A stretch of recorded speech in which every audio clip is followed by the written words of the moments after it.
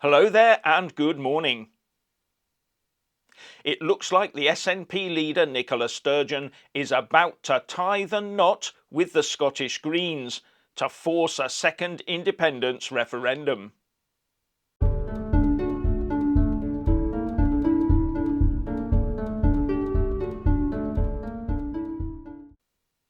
As per usual, please like, subscribe and comment below. Now, we all know that the SNP leader Nicola Sturgeon has one ambition and one ambition only: to get independence for Scotland, and she'll do anything she can to do it. And whether it's immediately good for Scotland is neither here nor there. As far as she's concerned, let's get independence done and sort the mess out later. Now, she had a missed majority in the recent Holyrood elections, which makes it harder for her to force this Indy ref. So she's looking for an alliance or a coalition with the Scottish Greens so that she can force her Indy ref through. Now, the reason she wants to do that is because the Scottish Greens also want independence for Scotland. And the reason they want independence is because they want to turn Scotland into a green nirvana. And the only way they can do that is if they have full control of all the levers of power.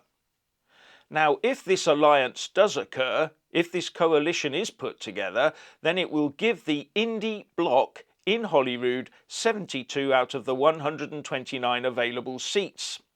And that will put them in a good position to force an Indy ref too. It'll make it harder for Boris to say no. But by the sounds of it, it won't be a full coalition, but there will be Greens on Nicola's cabinet. And that means that she will have to give ground on green policies. She's already said right at the beginning of this process, just after the elections in May, when she was looking to form this coalition between the SNP and the Greens, that she would be prepared to go to uncomfortable places to achieve that coalition. Now, by uncomfortable places, she means politically uncomfortable places. She will have to go further down the green path. And remember, the Greens are also far to the left compared to most parties. So Nicola might be forced to go further left and down the eco route in order to get their support. And that could cause her problems in the future. The deal is said to be 95% ready and be signed off by the end of the week. But is all this bad news for the pro-UK unionists? It all depends actually on what's in that deal. It really does. How far left and how far down the eco path is Nicola Sturgeon going to be forced to go to get the support of the Scottish Greens? How chaotically green has she got to go? And how immediate is that chaos going to be? Because the Greens want to save the planet today. They want to start today, cutting emissions, cutting transport and all the rest of it. They want to do it now to save the planet next year. But Nicola has a problem. She can't tell the voters and her supporters, we're going to change everything today for the Greens. We're going to make everything, you might lose your job.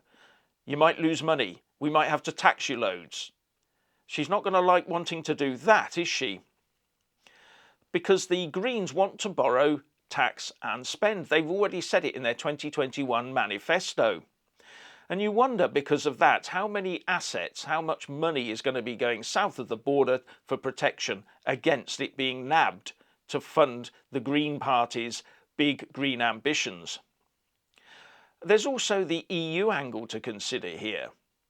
Because the EU has state aid rules. What happens if the agreement between the Greens and the SNP broaches some of those rules? That puts Nicola in a funny position because she's trying to push for independence to go to the EU, but half of her plans would possibly mean not being able to join the EU, or they'd have to be changed later, those plans.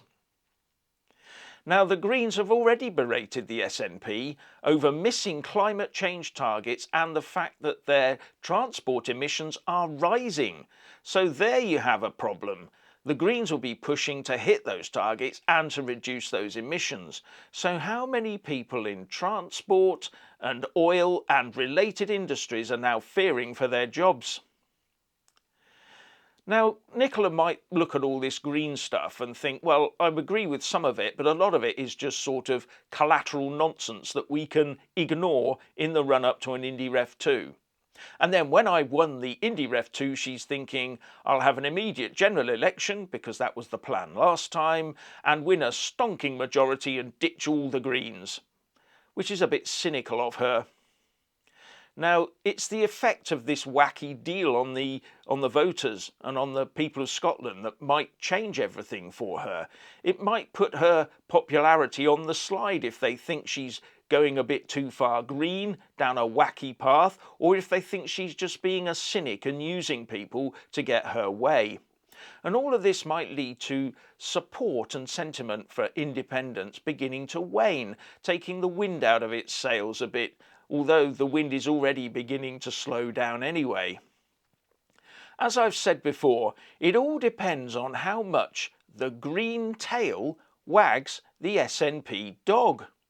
And then couple that in with all the rusty unused ferries, the failing education system, the Scottish drug death problem, police investigations into the SNP finances, and the wheels might all start to come off of the SNP wagon. So what's your opinion on this coalition of chaos? Please like and comment below.